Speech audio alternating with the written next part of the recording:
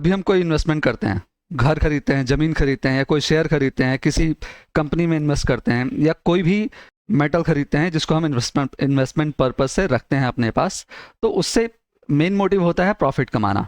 Profit तो हम कमा लेते हैं कुछ दिनों में कुछ भी इन्वेस्टमेंट करके, लेकिन उस प्रॉफिट को कैलकुलेट कैसे किया जाता है, और उस प्रॉफिट की वजह से हम किसी दूसरे इन्वेस्टमेंट में जो हमने इन्वेस्ट किया हुआ है या कोई भी दूसरा प्रोडक्ट खरीद रखा है, तो उसको कंपेयर कैसे करेंगे। उसको कंपेयर करने के लिए दो चीज़ों का जानना हमें ज़रूरी है। पहला इन्वेस्टमेंट, पहला आरओआई।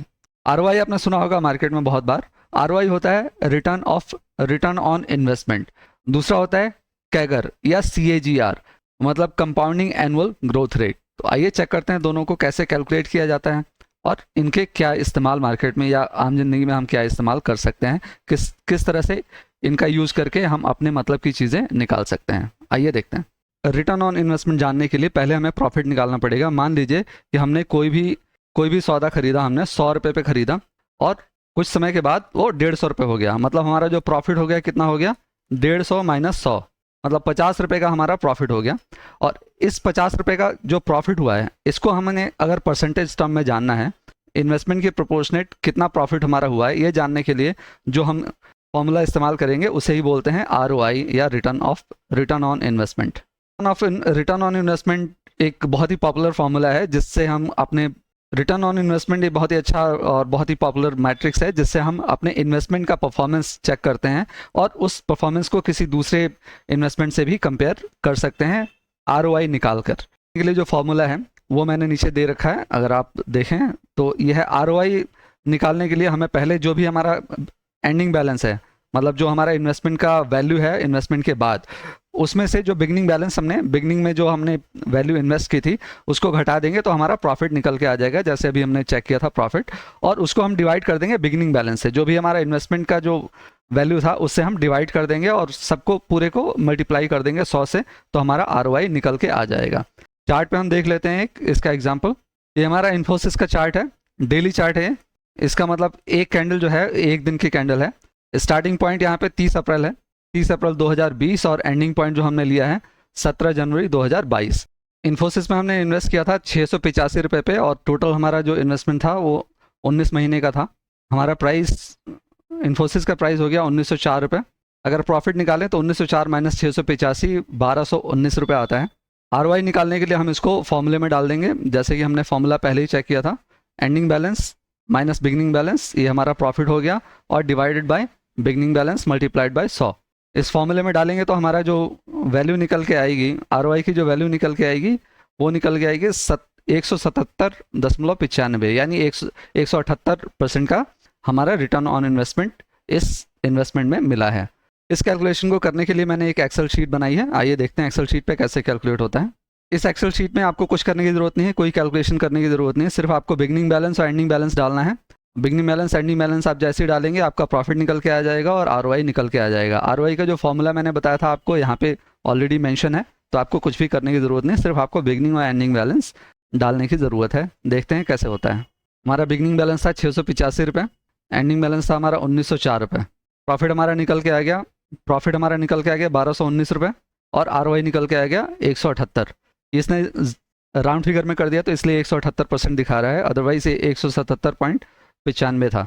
इस एक्सेल शीट का लिंक मैं डिस्क्रिप्शन में डाल दूंगा, आप वहां से जाके लिंक पे क्लिक करके अपना कोई भी आरओआई या प्रॉफिट आपको कैलकुलेट करना है तो इजीली आप एंडिंग और बिगनिंग बैलेंस डाल के चेक कर सकते हैं।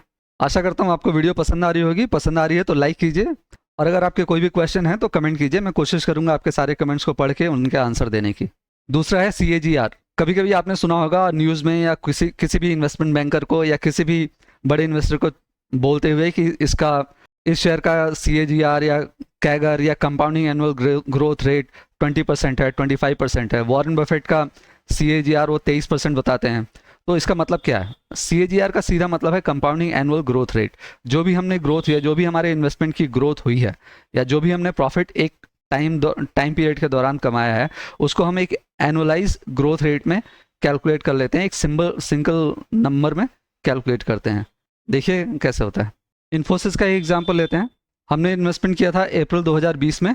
6 महीने में, अगर 6 महीने में देखें तो हमारा जो ग्रोथ हुआ वो 585 रुपये कुछ हो गया, या 515 रुपये हो गया। अगले 4 महीने में ये जो ग्रोथ हुई 1200 रुपये से लेके 1388 रुपये हो गया, मतलब कि 187 रुपये का ग्रोथ हुआ। अगले 6 महीने में या उसके अगले 6 महीने में ये बढ़ते बढ़ते हो गया 1904 रुपये, यानी कि टोटल जो हमारा प्रॉफिट हो गया ये हो गया 1219 रुपये का हमें प्रॉफिट हो गया इस टाइम पीरियड के दौरान। ये टाइम पीरियड कितना है? 19 मंथ का। अगर इस इन्वेस्टमेंट को हमें किसी दूसरे इन्वेस्टमेंट से कंपेयर करना है और चेक करना है कि हर साल किस रेट से ये ग्रोथ हुई है या हर साल मेरा जो इन्वेस्टमेंट है किस रेट से ग्रो हुआ है, तो उसको चेक करने के लिए हमें जाना पड़ेगा, चेक करना पड़ेगा CAGR को, यानी कंपाउंडिंग एनुअल ग्रोथ रेट। इसका सिग्निफिकेंस ये है कि हम एक स्मूथ एक नंबर हमारे पास होता है जिससे कि हम किसी दूसरे इन्वेस्टमेंट के कंपैरिजन में अपने इन्वेस्टमेंट का कंपेयर कर पाएँ। मान लीजिए हमने इन्फोसिस में इन्वेस्ट किया था, तो हमारा इन्वेस्टमेंट ओवरऑल मार्केट के संदर्भ में या ओवरऑल मार्केट के हिसाब से क्या हमारा इन्वेस्टमेंट ज़्यादा अच्छा था या ज़्यादा बुरा था, इसको चेक करने के लिए हम CAGR निकालते हैं मार्केट का ओवरऑल का, और इन्फोसिस का CAGR निकालते हैं और कंपेयर करते हैं। CAGR को कैलकुलेट करने के लिए जो फॉर्मूला है, ये फॉर्मूला है आपकी स्क्रीन पे दिख रहा है। CAGR को कैलकुलेट करने का ये फॉर्मूला है, CAGR is equal to ending balance, जो भी हमारा एंडिंग बैलेंस था, और डिवाइडेड बाय बिगिनिंग बैलेंस की पावर 1/T। T जो यहाँ पे है हमारा ईयर है, ईयर ऑफ इन्वेस्टमेंट या पीरियड ऑफ इन्वेस्टमेंट, जिसको हम साल में डिनोमिनेट करते हैं, और उसको 1 से माइनस कर देंगे तो हमारा CAGR निकल के आ जाएगा। आइए देखते हैं कैसे निकलेगा CAGR, चार्ट पे देखते हैं। यहाँ तक हमने पहले ही देख लिया था, जो हमारा प्रॉफिट था 1219 रुपये है।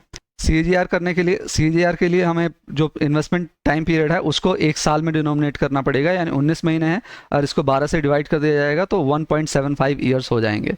फॉर्मूला में डाल देते हैं हम, तो हमारा जो एनुअल कंपाउंडिंग ग्रोथ रेट आ जाता है वो आ जाता है 79%, यानी कि इसका मतलब ये हुआ हर साल हमारा जो इन्वेस्टमेंट इन्फोसिस में हुआ है या जो किया है हमने, 79% पर ईयर के हिसाब से एक कंपाउंडिंग होता चला गया है।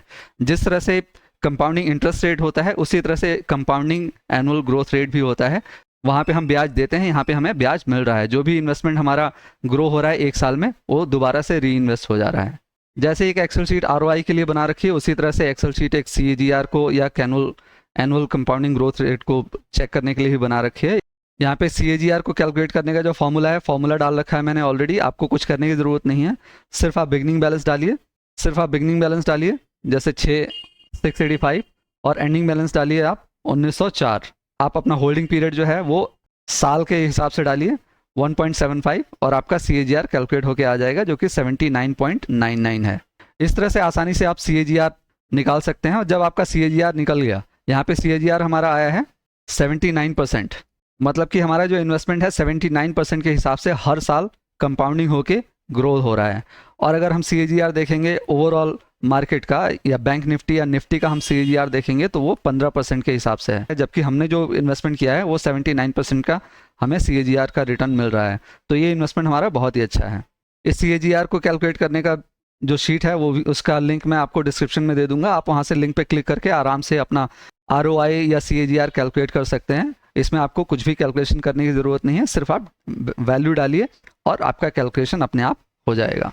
आशा करता हूँ आपको वीडियो पसंद आ रही है। अगर पसंद आ रही है तो कमेंट कीजिए, लाइक कीजिए और अपने दोस्तों के साथ शेयर कीजिए, और चैनल को सब्सक्राइब करना ना भूलें, जिससे कि आपको इस तरह की वीडियो, इन्फॉर्मेटिव वीडियो समय समय पर मिलती रहेगी। धन्यवाद।